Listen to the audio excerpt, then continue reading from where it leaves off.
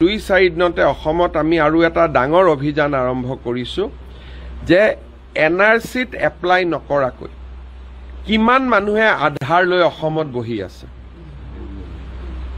আৰু এটা পৰ্যায়লৈকে আমি গৈ আছো তাৰো বিষয়ে 2-3 দিনতে মোৰ এখন সাংবাদিক মেল হ'ব আৰু আমি অসমত যোৱা কিছু বছৰত যিমান অবৈধ মানুহ সোমাইছে তাকো আমি উলিয়াই পঠিওৱাৰ কাৰণে আমি নেক্সট প্ল্যান অফ একশন এটাও ৰেডি কৰিছো আপোনালোকক মই জনাম বহুত মানুহে এনআৰসিত আবেদন কৰা নাছিলে কিন্তু অসমত আধাৰ লৈছে এতিয়াতো আমি বন্ধ কৰি দিলো কিন্তু ইয়াৰ আগতে যিসকলে ললে তেওঁলোকৰ ওপৰতো এতিয়া আমি ব্যৱস্থা ল'ব গৈ আছো স্যাৰ বহুত ফেক একাউন্টে আসলে এনেকুৱা বিষয়বস্তু এই গোটেইবিলাক যিমানবিলাক ফেক একাউন্ট আপোনালোকৰ যদি নজৰত পৰে পুলিচক কাষৰ থানাক জনাই দিব মই পুলিচক ব্ল্যাঙ্কেট অৰ্ডাৰ দিছো কাৰো মুখ চাব নালাগে আৰু দৰকাৰ হলে এনএসএ নেশনাল সিকিউৰিটি এক্টটো লগাব লাগে নমস্কাৰ বন্ধুসকল আপুনি শুনিলে মুখ্যমন্ত্ৰী ছাৰে আধাৰ কাৰ্ড সম্বন্ধে কি ঘোষণা কৰিলে আজি আমি আপোনালোকৰ হাতত থকা আধাৰ কাৰ্ড সম্বন্ধে এক বিশেষ আপডেট আৰু এক ইনফৰমেশন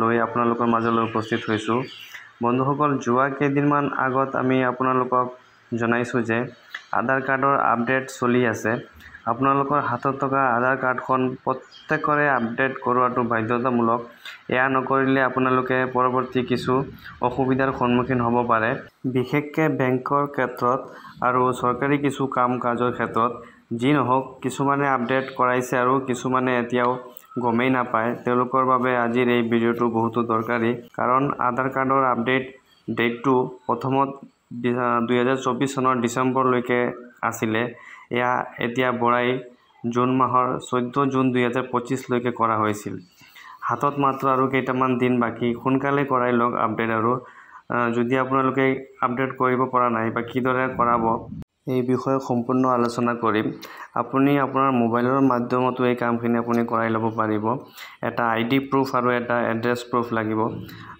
এইখানি মই পিছত অলপ আলোচনা কৰিম আপুনি প্ৰথমত UIDAI ৱেবছাইটটো সাৰ্চ কৰি আপুনি এইটো পেজলৈ আহিব প্ৰথমত আপুনি যেটো অপচন দেখা পাইছে মাই আধাৰ এই অপচনটো ক্লিক কৰিব তাৰ পিছত আপুনি ডকুমেন্টস আপডেট এই অপচনটো আপুনি ক্লিক কৰি ল'ব তাৰ পিছত আপুনি দেখিবলৈ পাই আছে যে upload documents in support of identity and address 14 June 2025 এই ডেটটো মই পাৰ্সোনালি দিয়া নাই আপুনি আপোনাৰ আধাৰ কাৰ্ডখন লগইন কৰিলে আপুনি ডেটটো চাব পাৰিব তাত দিয়া আছে তো যি নহওক আহক আমি এতিয়া চাই লওঁ যে ডকুমেন্টস আপুনি কিদৰে আপলোড কৰিব আপুনি তলত যেটো দিয়া আছে ক্লিক টু সাবমিট বুলি এই সাবমিট বটনটো আপুনি ক্লিক কৰি ল'ব তাৰ পিছত পৰৱৰ্তী আপোনাৰ লগইন টু আধাৰ বা OTP আপোনাৰ হাতত যেটো আধাৰ কাৰ্ড আছে তাত 12 ডিজিটৰ এটা নম্বৰ আছে সেই আধাৰ নম্বৰটো তাত আপুনি বহুৱাই ল'ব প্ৰথমত শুদ্ধকৈ তাৰ পিছত আপোনাৰ ক্যাপচাটো আপুনি বহুৱাই ল'ব যিদৰে ক্যাপচাটো দিয়া আছে আপুনি সেই ক্যাপচাটো বহুৱাই ল'ব তাৰ পিছত লগইন উইথ OTP কৰি দিব লগইন উইথ OTP কৰাৰ পিছত আপোনাৰ ৰেজিষ্টাৰ মোবাইলত এটা OTP আহিব যেটো মোবাইলত আপোনাৰ ৰেজিষ্টাৰ হৈ আছে 6 ডিজিটৰ এটা OTP আহিব সেই OTPটো তাত আপুনি প্ৰথমত বহুৱাই ল'ব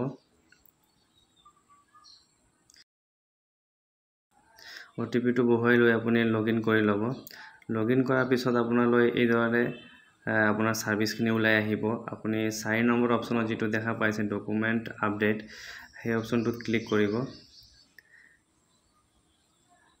এই অপচনটো ক্লিক কৰাৰ পিছত আপুনি objective of documents update service দেখা পাই আছে আপুনি তাত লিখা আছে this service is free of কষ্ট 14 জুন 2025 আপুনি হেতু নেক্সট কৰি ল'ব তাৰ পিছত পৰৱৰ্তী পেজটো আপুনি নেক্সট কৰি দিব ঠিক একেদৰে ইয়াৰ পিছত আপোনাৰ আধাৰ কাৰ্ডৰ ডিটেইলছখিনি আপোনালৈ ওলাই আহিব আপুনি হেখিনি ভালদৰে এবাৰ চাই ল'ব যে আপোনাৰ নামখিনি সব ঠিকঠাক আছে নে নাই তাৰ পিছত তলত আপুনি এটা বক্স দেখা পাই আছে I verify that the above details are correct সেই বক্সটো আপুনি ক্লিক কৰি ল'ব তাৰ পিছত তলত আপোনাৰ নেক্সট বটনটো ক্লিক কৰি দিব নেক্সট কৰাৰ পিছত আপুনি চাব যে সিলেক্ট ভ্যালিড সাপোৰ্টিং ডকুমেন্টস টাইপ আছে হেতু আপুনি ডকুমেন্টসটো আপোনাৰ যে ডকুমেন্টস আছে সেই ডকুমেন্টসটো আপুনি সাইজটো 2 MB তলত কৰি ল'ব আৰু ডকুমেন্টসটো JPEG PNG আৰু PDF যিকোনো এটা হলেই হ'ব তাৰ পিছত আপুনি সিলেক্ট সাপোৰ্টিং ডকুমেন্টসত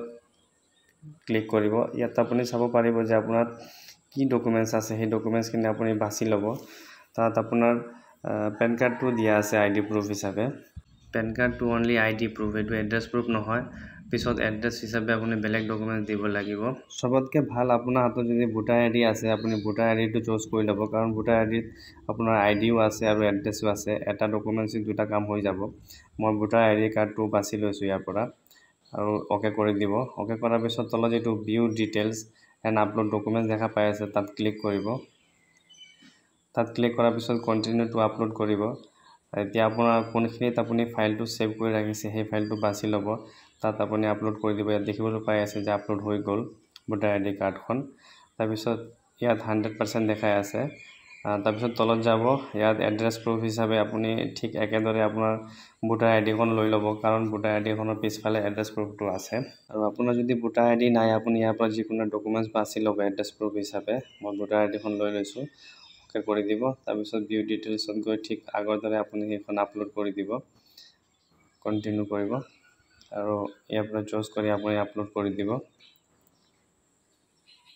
আপলোড কৰাৰ পিছত আপুনি দেখিব ইয়াত গ্ৰীণ 100% গ্ৰীণ হৈ আছে, মানে আপোনাৰ হৈ গ'ল। পিছত আপুনি এই বক্সটো ক্লিক কৰি ল'ব, ডিক্লেৰেশ্যন বক্সটো। তাৰপিছত আপুনি তলত নেক্সট বটমত ক্লিক কৰি নেক্সট কৰি দিব।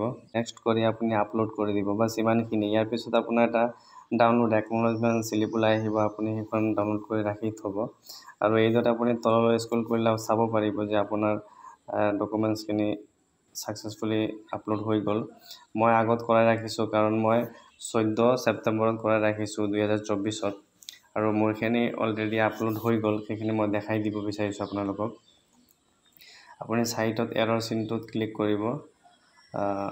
এৰৰ চিনটো ক্লিক কৰাৰ পিছত এইদৰে আপোনালোক খুলি আহিব। তাত আপুনি দেখিবলৈ পাব ইয়ৰ আধাৰ হেজ বিন আপডেটেড, কাৰণ মোৰ আধাৰ কাৰ্ডখন অলৰেডি আপডেট কৰা হৈ গৈছে, আৰু এইখিনি মই 14 ছেপ্টেম্বৰ 2024-ত কৰি লৈছিলোঁ।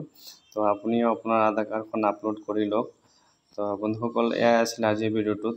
যদি ভিডিঅ'টো ভাল পাইছে তো ভিডিঅ'টো লাইক কৰি দিব আৰু চেনেলটো ছাবস্ক্ৰাইব কৰি থ'ব।